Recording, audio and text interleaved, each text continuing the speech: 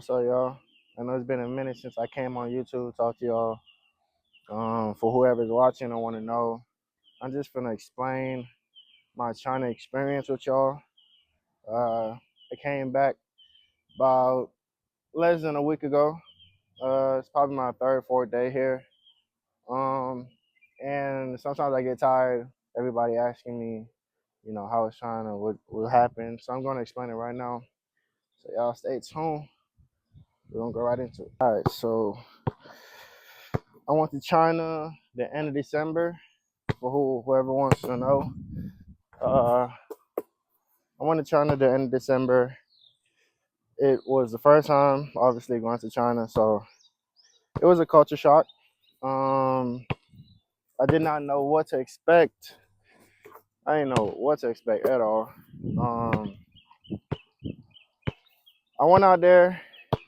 I'm going to explain how I got the contract I got. I'm going to explain my experience first, like how everything went. I met a lot of people I never thought I'd see in my life. I met a lot of NBA guys, a lot of street ballers, like some legends out there. There's a lot of legends in China. Um, I met a lot of overseas guys too. Became close friends with them till this day. All right, now let's get into how I got there. So if you know me and you stayed up to date with my basketball career and whatnot, I went to Central Gwinnett. I'm originally from St. Croix. Went to Central Gwinnett in Atlanta, Georgia. I moved to the States when I was 15, by the way. I went to Central Gwinnett High School. Got cut from the basketball team my sophomore year. Came back, made varsity my junior year. Obviously played varsity my senior year. Came out of high school with no offers. Went to prep school. Prep school was named Georgia Knights Prep Academy. Killed that. Went to D3 in Boston. I wouldn't say I killed it, but I had sparks. It really got me on the college level. It opened up my eyes. What else? Oh yeah, COVID hit. Went to D3. COVID hit. Had to transfer, obviously. So I went to Carver. Carver is a tricky one. How do I explain Carver? Carver was a small school who only played D1 colleges and universities. How, I don't know, but what I'm saying, I was blessed to be a part of that program. I played some of your favorite schools, McNeese, Jacksonville State University, Liberty, Georgia State, Kennesaw, North Alabama. I could keep going on and on and on. But yeah, we played everybody. That is kind of what grew me to the player that I am today. If that didn't open up my eyes, I didn't know what will. It was kill or be killed with that. I was there for 2 years at Carver. After Carver, what happened? After Carver, after Carver, I transferred to Payne. Now Payne, what happened at Payne? I'm gonna let y'all in. I never told nobody this. Payne. Okay, so with Carver, like it opened up my eyes, and I was starting every game. I got all the minutes I wanted. So obviously, with that being, I was young, I was dumb. I wasn't even scoring a lot. Like I had like a lot of 15, 18-point games, 10-point games. Like to my eyes, I was that. I was him. I was dunking. I was hitting threes on niggas. Like people on Ballers Life getting their mixtapes. I was, what I'm saying, I was scoring. So I felt, you know. So what happened at Payne? I didn't get the minutes I wanted. Like the coach already had his five, and he just kept me on the bench. Like, and I wasn't gonna say I was killing them in practice, which I was. I was definitely killing them in practice. I just never got the minutes I wanted to. So about 2 months into the season, or a month into the season, I left Payne. Didn't even finish the school at Payne. I just left Payne totally. Like I just left the school. Then I went to work in the warehouse. What happened in the warehouse? Why am I sniffing? I went to the warehouse for like probably 2-3 months. And I was like, yeah, I can't do this for the rest of my life. But I'm just explaining it shortly. So I was working in the warehouse, and then out of nowhere, I got around summertime. I got not an email. I got a coach hit me up on Twitter. Yeah. A coach hit me up on Twitter. Was like, he knows who I am. He seen me play. He really wants me to be a part of his program. And the school was Toccoa Falls. I went to Toccoa Falls that following semester. He promised me a lot of minutes. I was gonna start if I just put in the work. And if y'all know me, I put in the work no matter what. So, boom, I'm there summertime grinding before the season even started. I'm there putting in the work like I said I would. Season start, coach get fired. He was drinking under the influence or something like that. Got fired. Sent me a message apologizing. And wished me the best of luck. So what happened again? The assistant coach became the head coach, and he put his favorites above me, and I was back on the bench. And y'all know me, I ain't want to stay on no bench the whole year. So I left Toccoa, and I decided I'm already a senior. It's time to go pro. So I went to the TBL with the Jackals, Jamestown Jackals. That's in New York, by the way, if nobody knows. The TBL is an American organization under the G League. It's becoming known. I think it's been 4 or 5 years now since the TBL was organized or created or however you want to say it. I'm kind of missing a lot of these shots. So I went to the TBL. Got my first contract there. So the owner of the team, her name is Kayla Crosby. She was rooting for me the whole time. She saw a lot of me. I did my thing. I had flashes. It was my rookie year. I had flashes. Obviously, I know like in my head, I'm like, bro, I gotta get out of my head and just hoop. But it was hard because the coach I had was a player, and the thing is, with me, I always had a problem with the coach. Like everything was always, since I've been playing basketball, like it was always something happening with me with a coach. So my rookie year, the coach is like a player's coach. He like wanted me to always like, if something wasn't going my way, he'd always want me to like talk to him. But I didn't know that because I'm a rookie. I'm like, you know what I'm saying? Like, I didn't know like he wanted. I would always talk to the owner of the team, Kayla Crosby. Like, I didn't know he wanted me to like. But I always showed him I'm putting in the work. But I guess that wasn't enough. So one day we went to Canada. So a lot of the TBL games, like we play a lot of BSL as well. BSL, it's in Canada.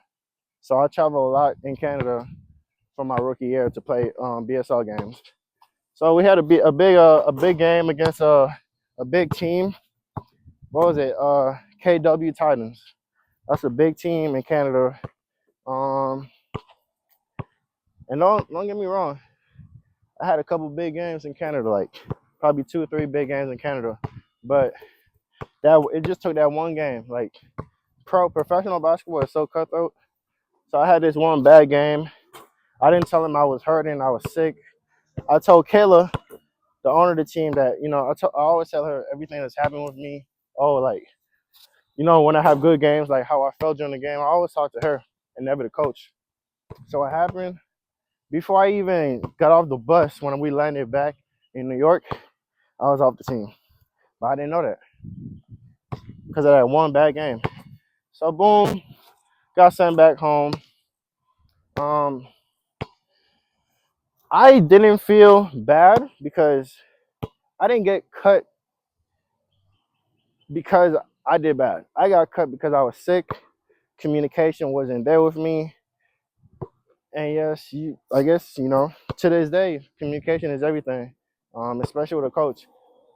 Yeah, so I got cut, but it was only like 2, 3 more weeks in the season.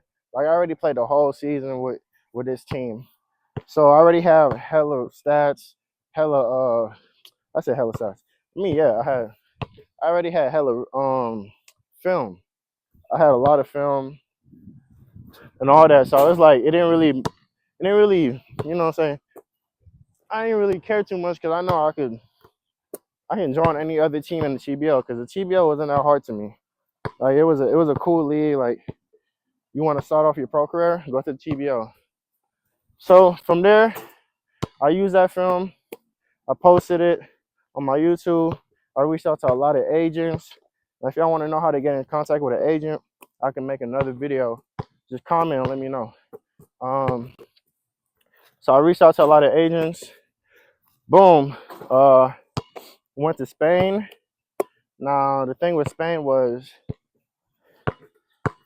I'm halfway there. We're getting there. I went to Spain. I was doing so good in Spain. I have that highlights posted up. I have film and highlights posted up on my other YouTube page, Stefano Geese. If y'all want to see my pro film in Spain, just go look at that.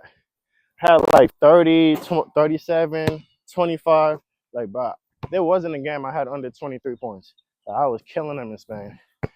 But I was in Valencia, and if y'all know about Valencia, well, I'm in May right now. So when did I go to Spain? I went to Spain in September, I think it was. Like October, September, I went to Spain for a month. Valencia had one of its worst floods in history when I was there. Well, around Valencia, not Valencia. So everything in Spain kind of shut down. I don't know if y'all heard about it. So boom, I got a ticket, had to go back home because everything was shut down and closed. Basketball was kind of like on pause. So I went home and I was like, dang, I spent a lot of money to get here on flights. I was killing. I was just about to get offered from probably a good team like that I was scoring on. Like, everything was set up and just like that, it was gone. So I went home after Spain. Within less than a month, uh, within less than a month, a friend sent me an agent social. So I got in contact with this agent, and he asked to see my film. He asked for all my resume and stuff. Agents are going to ask for that. They're going to ask you how much you scored, what college you went to, was it D1, was it D2? Like all those things are important. So I give him my resume. Within less than 2 weeks, they wanted me. They had a flight booked for me, and I was off to China. And with China, so it's so much. So much happened in China. Okay, so what I did in China, I played a lot of 1v1s, a lot of 2v2s, a lot of 5-on-5. I played against big CBA players almost every other day. Who was the one CBA player I played against all the time? I played against Davion Warner in Guangzhou, if y'all know who that is. I played with Kyrie Walker, Jay Lu, street ball player. I played with Ty Glover, Cody Flinch. Shout out to Cody, man. Yeah, my boy. Yeah, I could tell you so many more names, man. Nas, my boy KB in Texas. That was my mentor right there. A lot of professionals was in China with me. So what happened was, as soon as I got there, like on the first day I had a game, like right off the flight. Probably had like over 20 points.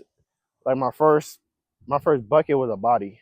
Like I came baseline, came head, boom, bro fell on the ground, and that was my first impression in China. Um, so yeah, it was a lot of 1v1s, 2v2s, 5-on-5. Every time I won a game or won like a 1v1 or a big 5-on-5 game, I get red pockets. So red pockets is like an envelope with money inside, and I get a lot of those almost every day. Not every day, but like every other day, on top of my monthly salary. So China was definitely an experience. Um, the food, that's a whole different topic. That's a whole different topic. I like the food. It was just repetitive. Like, yeah, I don't think there's too much to eat that because I don't eat pork or seafood. And in China, the food is really exotic, you know. So there wasn't too much I could eat other than chow fan, fried rice, and beef dumplings, you know. So the reason why I'm back in the U.S. is because I've been here for 4 months, and with the team that I was on in China, there wasn't a lot of breaks that I could get. They was working me almost. I said almost. They was working me every day. So everybody that I named when I first got to China, all those players, Kyrie Walker and all them, they left early. Like I was still there. So I felt like I needed a break, so I went home. So here I am, and I'm just gonna let the journey continue. So tap in.